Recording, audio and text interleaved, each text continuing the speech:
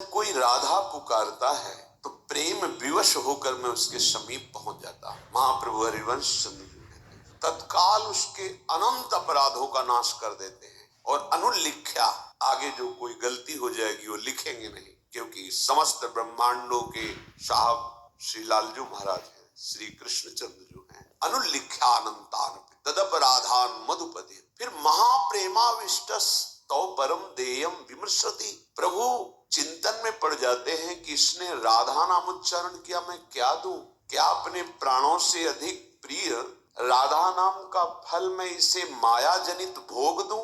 नहीं, तो प्रेम विवश हो जाते हैं और अधीन हो जाते हैं उसके, कि बस राधा नाम का तो सही फल यही है कि मैं इसके अधीन हूं जो राधा नाम जप रहा है। राधा शब्द कान पड़ते ही खिल उठती ही कली तमाम। लाल जी को आज तक कोई भोग राग स्वर्ण सिंहासन छत्र चवर इससे ऐसा नहीं कर पाया कि लालजू के हृदय की कली खिल जाए, आनंद समुद्र को आनंद आ जाए, क्योंकि वो सब उन्हीं के एक पलक झपकते ही अनंत ब्रह्मांडों की रचना हो गई। उन्हीं में से कुछ सामग्री उनको अर्पित करते हो तो वो भाव के कारण स्वीकार करते हैं। लेकिन राधा, इसमें तो आनंद समुद्र, प्रभु के हृदय में आनंद की उमगन होने लगती है। और प्रभु कह रहे मैं खरीदा नहीं जा सकता। शास्त्रों में आया है, संत जनों के श्रीमुख से सुना है कि कोई भी बड़े से बड़ा तपस्वी अपने तप के प्रभाव से भगवान को खरीद नहीं सकता।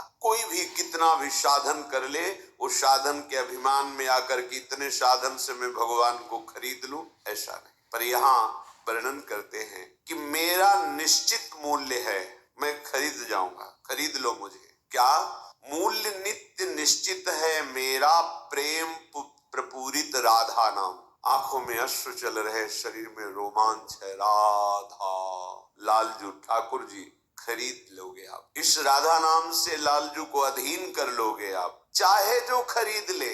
यहाँ कोई भी किसी तरह की शर्त नहीं रखी, चाहे जो खरीद ले ऐसा मुझे सुनाकर राधा नाम। राधा प्राणाधिका मेरी अतिशय प्रिय प्रियजन सिरमौर, राधा सा कोई न कहीं है मेरा प्राणाधिक प्रिय, और पर राधा से भी लगता मुझको अधिक मधुर प्रिय राधा नाम। स्वयं लालजू महाराज हरि रसना राधा राधा रट।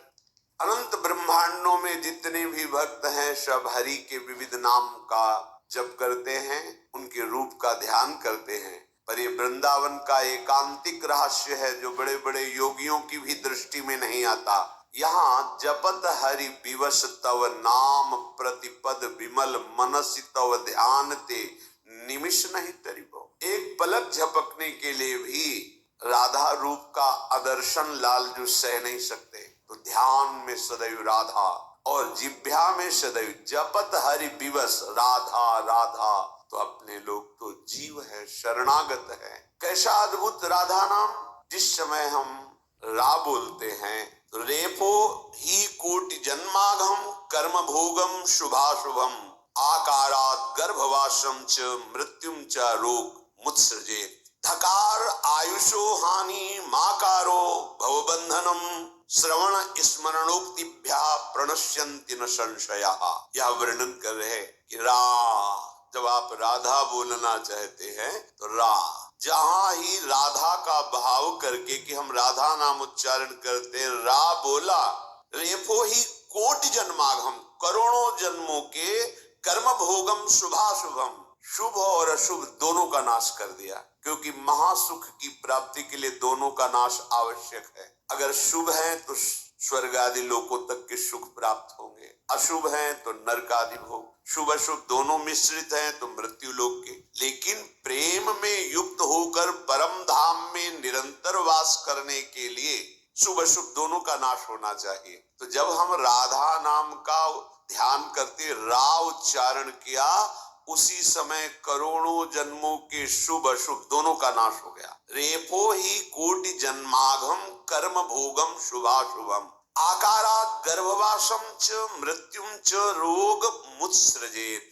और जब रा को बड़ा करके बोला रा, क्योंकि राधा रा, तो जो बड़ा रा निकला तो उसके उच्चारण से अब तुम्हें गर्भ में नहीं जाना पड़ेगा, किसी माई के गर्भ में नहीं जाना पड़ेगा, किसी भी योनि की माँ के गर्भ में नहीं जाना पड़ेगा। और भाव है ना राधा, तो अब मृत्यु तुम्हें दुख नहीं पहुंचा सकती। शरीर छूटेगा पर ऐसे छूटेगा जैसे विशाल हाथी के मस्तक से फूलों की माला गिर जाए तो उसे क्या पता चले। ऐसे ही जब भक्त का शरीर छूटता है तो बिल्कुल सहज में, ऐसा पता नहीं चलता कि वो जैसे कर्म बंधन से बंधा हुआ जीव तड़प तड़प के प्राण त्यागता है, यमदूत बड़ी पीड़ा पहुंचाते हैं, ऐसा कष्ट नहीं होता। सहज में उसका शरीर छूटा और प्रियाजू के समीप दिव्य भाव देह से पहुंच गया। और जब उपासक धकार आयुषो हानि माकारो भव बंधनम, जहां धा का उच्चारण किया तो जो उसके कर्मों के अनुसार अकाल मृत्यु कभी निश्चित हुई है, अकाल मृत्यु का नाश करने के लिए राधा धा जहां पहुंचे तो अकाल मृत्यु का नाश हो जाएगा। कोई भी अचानक घटना में आपकी ऐसी दुर्गति पूर्ण मृत्यु नहीं होगी। और जब बड़ा धा हुआ तो जो वेदांत दर्शन के बाद चिंतन से आत्मस्वरूप का बोध होता है और जीवन मुक्त होकर के ब्रह्मानंद में तृप्त होता है, वो सबसे ऊंची स्थिति ज्ञान की, वो जीवन मुक्त अवस्था को प्राप्त हो जाता है। और ये का रस है। तो बोले धा जीव ही बड़ा निकला तो वो जीवन मुक्ति पर अधिकार प्राप्त कर लेता है। कर्म भोग, चाहे शुभ अशुभ, गर्भवास, मृत्यु का भय, अकाल मृत्यु, भवबंधन, ये सब एकमात्र राधा इसके उच्चारण से नष्ट हो जाते हैं।